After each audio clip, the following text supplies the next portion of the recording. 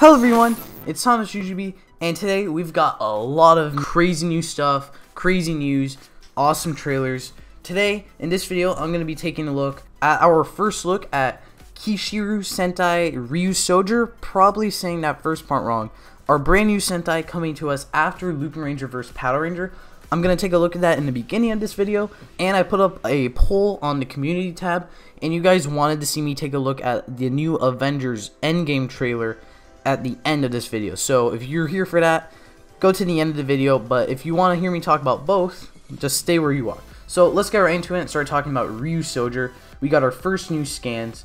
So first thing I just want to point out, it's dinosaur themed. Now, I'm not angry about it being dinosaur themed necessarily. I like dinosaurs, so I think it's cool.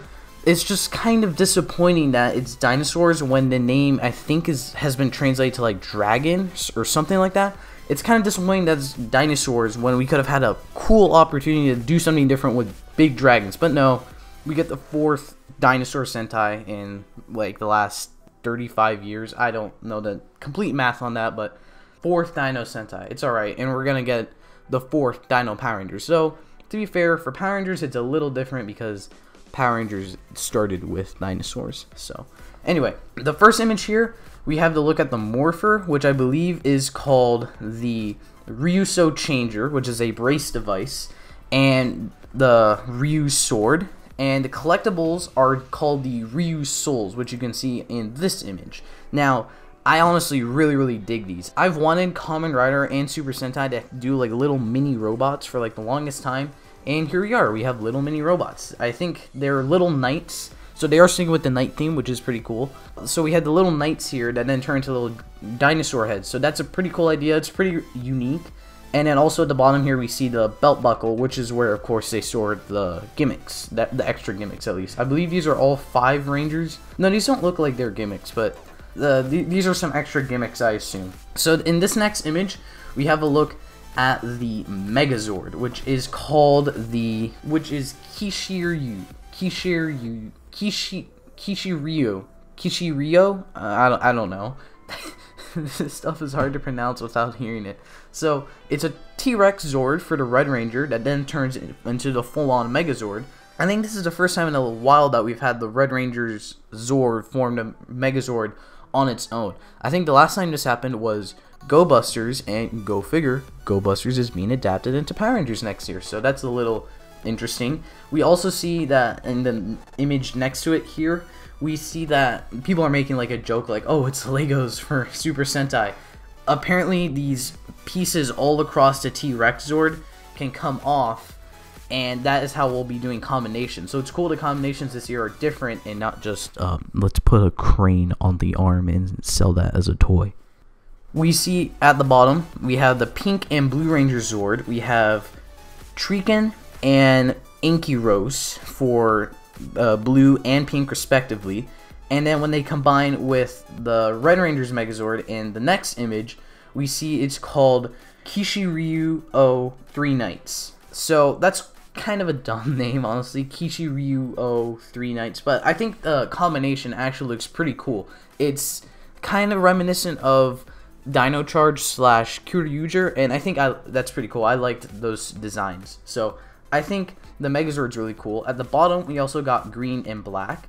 So, Risu Green's partner is Taiga Lance, and Risu's black is Mirror Needle, which then combine to create Kishiryu Mirror Needle and Kishiryu Taiga Lance. So, probably pronouncing those wrong as well. But what's also interesting to note here is that the pieces, when they come off, you can see that the pink and blue pieces, 2 of them stay on, and then for black they like cover up all of it, but the pink and blue stay on, and also the original T-Rex parts also stay on. They just kind of get moved around.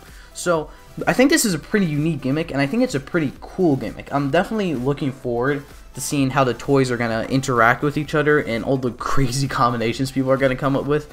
This is kind of like Sentai's own version of Zord Builder, and I think that's pretty cool. And lastly, I forgot to mention, we'll just stick back with this first image. Each Ranger, of course, has their own dinosaur to go with them. Obviously, Red Ranger is the T-Rex, because T-Rex is the most iconic dinosaur in all time. So Red Ranger as the leader will always be the T-Rex sword. Ryusou Blue is the Triceratops. Ryusou Pink is an Ankylosaurus. Ryusou Green is a saber-toothed tiger, because that is, of course, a dinosaur. And Ryusou Black is a Miragaia, which, a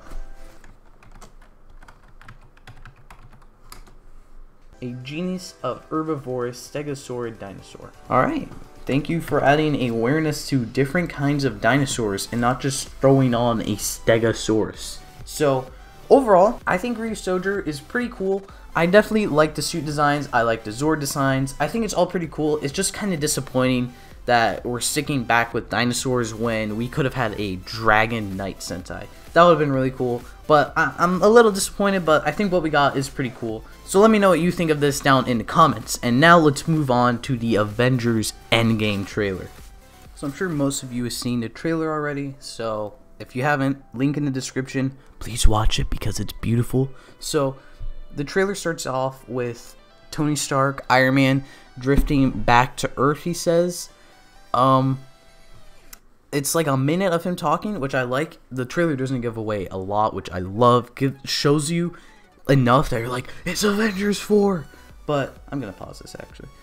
Shows you enough that it's Avengers 4, but it's not a lot, like it's revealed like anything about the plot really. So we see it's Tony Stark drifting back from Titan, I assume.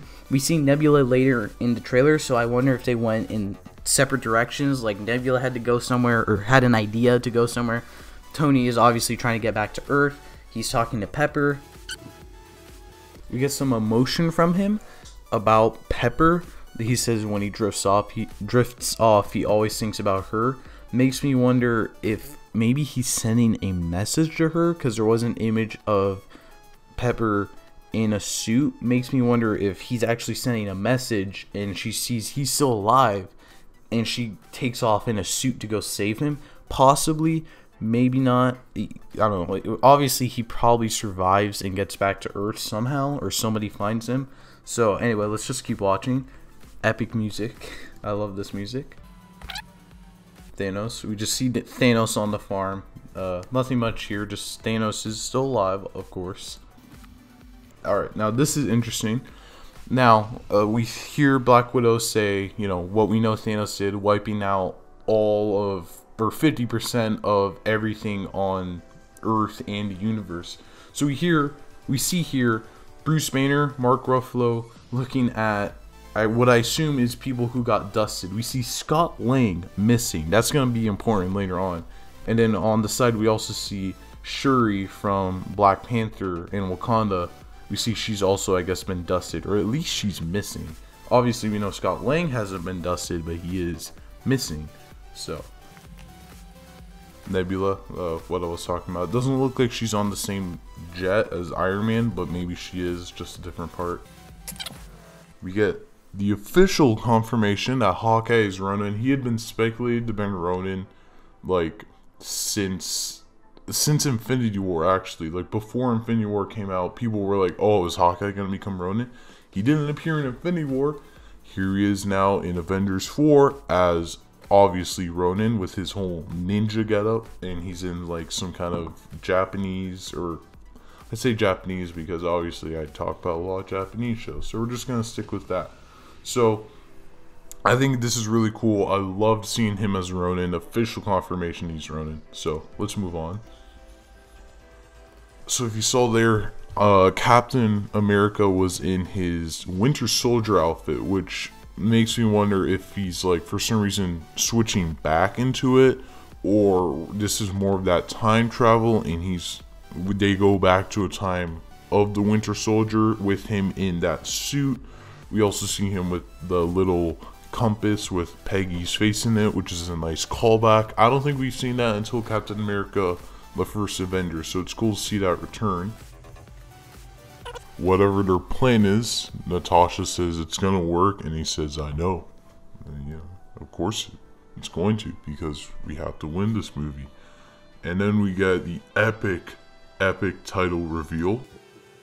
Once again, I just want to point out the awesome soundtrack they use.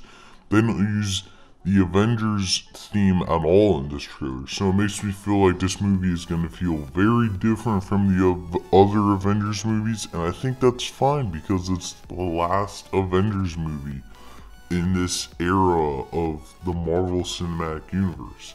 So I think that's really cool.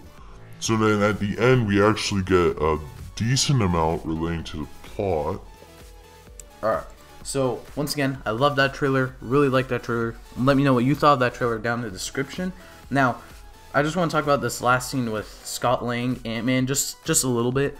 So, we see him here with the same van from the end of Ant-Man and the Wasp. He's asking if he can be let in. Obviously, he's at Avengers headquarters. But the thing that's interesting here is that, as I said earlier, they think he's dusted. They think he's dead because of Thanos' snap, the decimation, as it's been called officially. So they think he's dead because of the decimation. But as we know, he kind of is. But as we know, spoilers for Ant-Man and the Wasp if you haven't seen it. As we know, he's actually stuck in the quantum realm.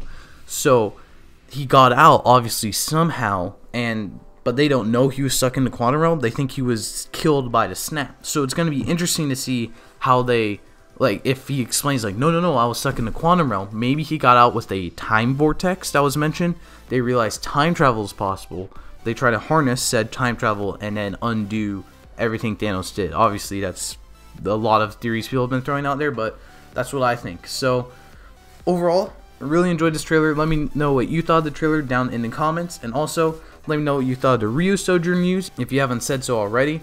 And I actually left this end part with the Avengers trailer up to a poll. So if you want to take part in more discussions with me and the community over what I can do at the channel, please take part in those community polls. And also let me know if you'd like to see more Marvel stuff. I'll probably put that up as a poll in a few days. So with that, thank you for watching. Because then we got a lot of Transformers action.